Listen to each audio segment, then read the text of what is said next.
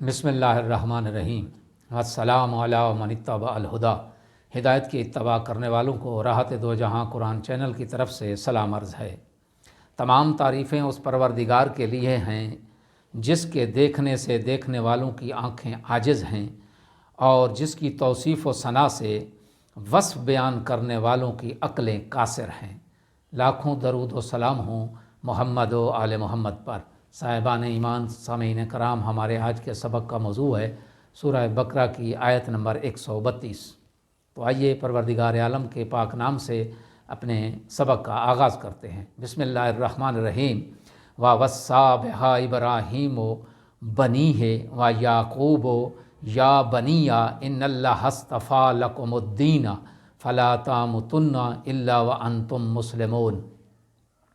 ترجمہ یہ ہے، اور ابراہیم نے اپنی اولاد کو اسی ملت پر چلنے کی وصیت کی، اور یعقوب علیہ السلام نے بھی اپنی اولاد کو یہی وصیت کی کہ اے میرے بیٹو، اللہ نے تمہارے لیے یہی دین پسند کیا ہے، لہٰذا تم تا دم مرگ مسلم ہی رہو۔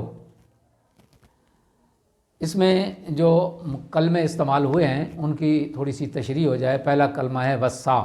وصّا کا مطلب ہوتا ہے وصیت کرنا، تعلیم اور تلقین کرنا، نصیحت کرنا۔ زندگی کے آخری مرحلے میں جو تعلیم اور تلقین کی جاتی ہے عام طور پر اسے وصیت کہا جاتا ہے۔ یعقوب علیہ السلام یہ پیغمبر تھے اور حضرت ابراہیم خلیل اللہ کے پوتے تھے، اور حضرت اسحاق علیہ السلام کے فرزند تھے۔ آپ کا دوسرا نام اسرائیل تھا۔ آپ کنعان میں پیدا ہوئے، پھر اپنے بیٹے حضرت یوسف کے پاس مصر میں منتقل ہو گئے اور وہیں پر وفات پائی۔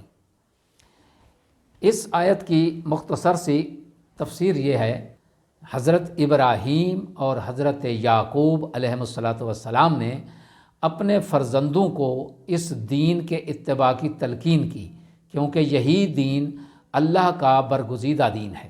چنانچہ ارشاد قدرت ہے، ان الدین عند اللہ الاسلام۔ سورہ آل عمران میں ارشاد ہوا کہ اللہ کے نزدیک دین جو اللہ کا پسندیدہ دین ہے وہ صرف اسلام ہے۔ اس مختصر سی آیت میں بیان ہونے والے جو اہم نکات ہیں وہ دو ہیں۔ پہلا نقطہ یہ ہے کہ اصلاح کی ابتدا اپنے گھر سے ہوتی ہے، جیسے انبیاء علیہ السلام نے اپنی اولاد کو وصیت کی، اسی طرح ہر مسلمان کو چاہیے کہ اپنے گھر سے اللہ تبارک و تعالیٰ کے دین کی ابتدا کرے، کیونکہ گھر معاشرے کی ایک اکائی ہے۔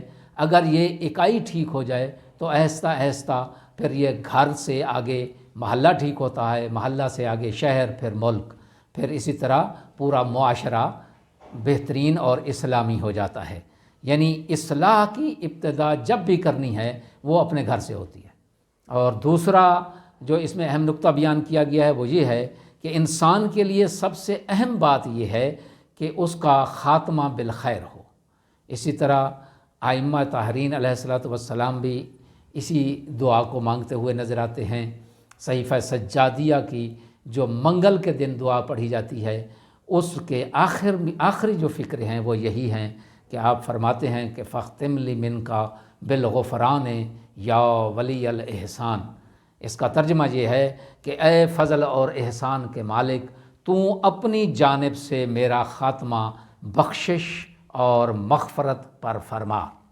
خداوند عالم سے دعا ہے کہ خداوند عالم ہمارا خاتمہ بالخیر، خاتمہ بالایمان فرمائے۔ وآخر الدعوانا ان الحمد للہ رب العالمین۔